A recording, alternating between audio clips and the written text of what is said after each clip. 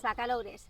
A raíz da última publicación que fixemos sobre Chloe, na que explicábamos que ela e o resto das galiñas estaban implantadas para os próximos 3 meses con implantes hormonais, pois fochedes varias persoas as que nos preguntachedes pola posta de ovos das galiñas, por que era malo que as galiñas puxeran ovos ou que comeramos ovos, e por que había que implantalas hormonalmente, que implicacións tiña isto para elas. Entón decidimos, en vez de contestarvos de unha a unha todas estas cuestións, pensamos que era máis práctico facer un vídeo na que vos explicáramos dende a orixe de todo isto a situación actual na que estamos agora mesmo. Entón, bueno, primeiro dicirvos que as galiñas son animais domésticos, o cal quere dicir que son animais que nos collemos da natureza e os fomos acostumbrando a vivir con nós, non? Tamén as fomos seleccionando, é o que facemos con todos os animais domésticos, ao final fomos escollendo pois, os máis mansos, os máis fáciles de dominar e de manexar nun principio, e despois, segundo para o que queríamos explotalos ou que beneficio queríamos sacar deles, pois fomos seleccionando diferentes características. Por exemplo, o caso máis típico é o dos cans, todo o mundo sabe que os cans proveñen dos lobos, non?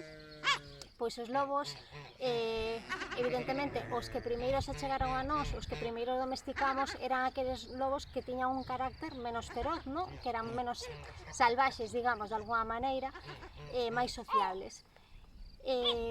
Nas galiñas que nos interesou? Pois nas galiñas interesounos que tiveran moitos pitos para poder ter moitos polos para matar e comer, e que puxeran tamén moitos ovos para poder alimentarnos desos ovos, non? E dai fomos facendo pois, unha doble selección. Sabemos que hai moitísimas razas de polos e de galiñas, pero en xeral adoitan escollerse ou ben para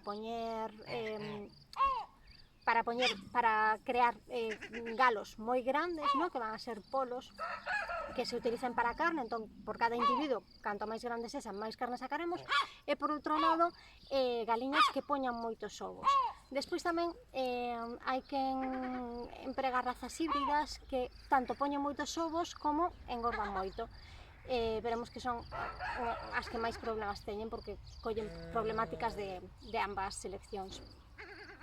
E da mesma maneira que, por exemplo, cos cans sabemos que as seleccións que fomos facendo, no? Pois ao principio utilizábanse para traballo, etc. E hoxe en día cada vez máis se escollen por estética, no? As razas se van seleccionando pois, seguindo uns determinados patróns estéticos, no? Que a xente prefire.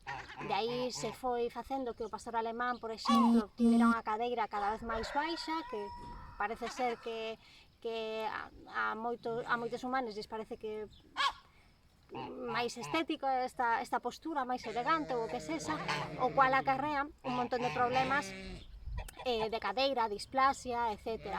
Os bulldog francés, por exemplo, que tanto estiveron de moda aí atrás, escollense tamén pola estética, porque nos parece unha estética que pues que nos gusta, que nos atrae, e sabemos que teñen moitísimos problemas respiratorios, entre outros alerxias, e así todas as razas en xeral, porque en realidade o bo da diversidade xenética, o bo de non seleccionar os animais é que a selección se vai facendo de forma natural. Entón, a selección natural o que fai é que cada vez eses individuos teñan unhas mellores características que fagan que se adapten ao medio no que viven, que sobrevivan mellor, que teñan unha xenética mellor, unha saúde mellor.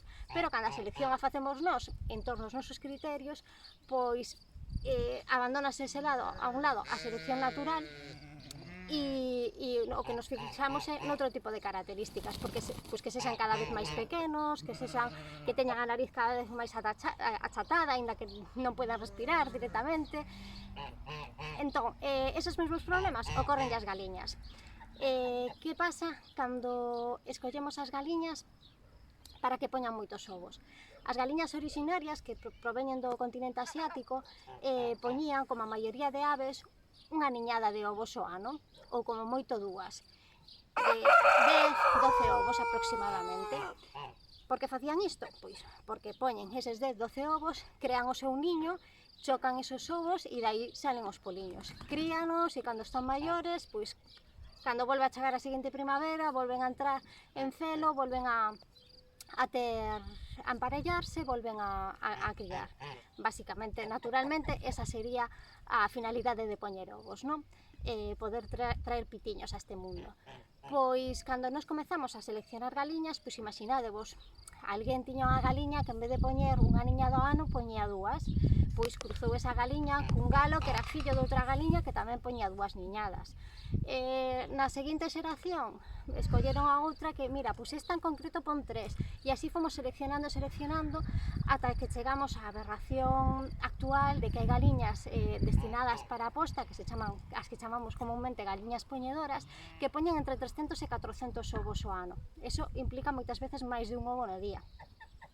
Entón xa non é só as condicións nas que viven nas granxas, nas que lle poñen luz 24 horas ao día para simular como unha primavera eterna, que están en condicións, pois, alimentación con hormonas, tal, todo pensado para a sobreposta, sino que os seus propios corpos, a súa xenética, a fomos levando a unha aberración tal, pois, como imaginade como sería en mulleres humanas ter a regla todos os meses. Eso provoca un desgaste pois, parecido que provocarían nós a nivel de desnutrición, ¿no? De estar perdendo constantemente, creando e perdendo un óvulo, non? Pois eso supón un desgaste enerxético, de minerais, etc.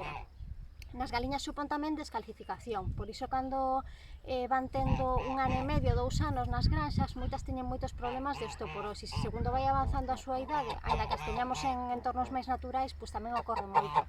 Cando as matan a matadoiro, aparte de que as tratan moi mal, e as lanzan, moitas chegan cos osos rotos por culpa destes problemas de osteoporose. Pero non só iso, así como nas granxas, o ano e medio, 2 anos, son enviadas a matadoiro porque a súa posta descende, por isto que vos decimos da luz intensa, as hormonas, a alimentación deficiente, enfocada á posta, nese momento, pois, eles desbótanas. Se esas galiñas se lles dá sol, unha alimentación correcta, etc., poderían recuperarse, de feito nos santuarios fano, pero por un tempo limitado, porque realmente, aínda que vivan toda a súa vida no campo, entre os 3 e os 5 anos, acaban enfermando un 90% de problemas derivados da posta de ovos. E estes problemas son o atasco de ovos, cando xa non son capaces de poñer os ovos e se atascan no interior, ou non son capaces de formar a cáscara, e son ovos blandos que empezan a acumularse, a adherirse a diferentes órganos, creando tumores. Tamén se produce o cancro do biducto. O biducto é o conducto que vai dende o ovario da galiña, que se atopa aquí arriba, recorre todo o seu corpo, pasando alrededor de todos os seus órganos, ata a cloaca por onde expulsa o ovo. Nese biducto acaba moitas veces reventado, con buratos, a través dos cales salen os ovos, que se adhiren a distintos órganos, como vos contábamos, acaba con cancro, con moitísimos dolores, con tumores que apretan os demais órganos e dificultan a respiración, dificultan o funcionamento do fígado, entre outros moitos problemas. E as infeccións tamén, as peritonites, pois cando a veces se rompe un ovo dentro e provoca unha infección generalizada que en 24-48 horas pode provocar a morte da galiña se non é tratada ou intervida con unha operación de urxencia. Entón, o 90% das galiñas entre os 3 e os 5 anos morre disto. As galiñas orixinais, como os lobos orixinais, as galiñas orixinais vivían en torno a 15 anos. Pensade agora que cando están en granxas industriais con 1 ano e medio ou 2 son enviadas a matadoiro, pero tamén no campo, nunhas condicións que cremos idílicas, peteirando na herba, cunha alimentación saudable, baixa luz do sol, coas súas horas normais de sol e de escuridade, viven un máximo de 5 anos tamén.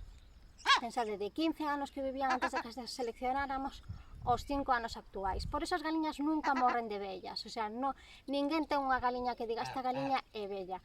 E iso temos escoitado moitas veces nas aldeas, non, esa xa non pon, esa é vella, pois ou ímola matar, ou hai xente que, algunha que non, que as deixa por aí e esperan a que morran pois desos tumores e desos problemas. Entón, por iso nos hormonamos as galiñas que chegan ao santuario, porque os implantes hormonais impiden que teñan esa sobreposta excesiva que as acaba matando de todas esas enfermidades superdorosas e supercruentas.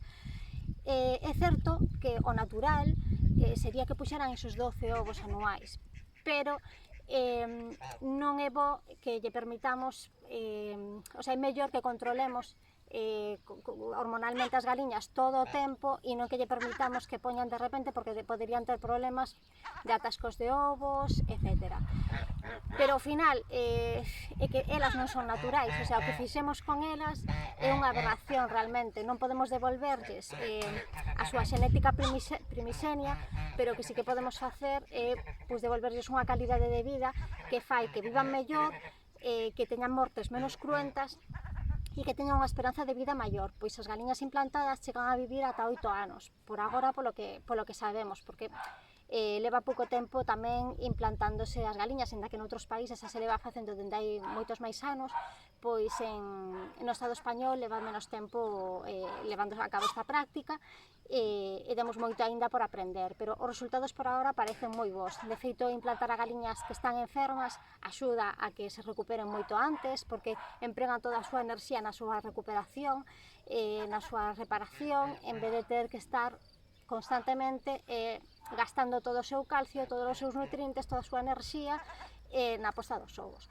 Porque a posta dos ovos non é unha simple menstruación, pensade que tamén algo así como un parto, porque provoca unha dilatación da cloaca diaria que lle supón un sobreesforzo á galiña tremendo. Isto tamén, esta continua dilatación da cloaca para expulsar o ovo provoca moitísimos casos prolapsos rectais, prolapsos da cloaca que lle provocan moitas veces a morte, pois collen infeccións ou simplemente o prolapso é tan grande que ao final aí poden poñer larvas as moscas, son unhas mortes moi desagradables.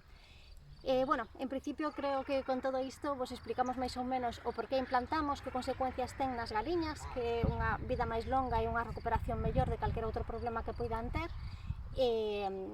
vos explicamos un pouco a orixe de por que chegamos hasta este punto. Pois a explotación animal sempre acaba provocando que os nosos intereses vayan por riba do resto de animais e isto trae moitísimos prexuicios para eles. Se tedes calquera outra dúbida, non dubidedes en facernos chegar para que podamos resolverla.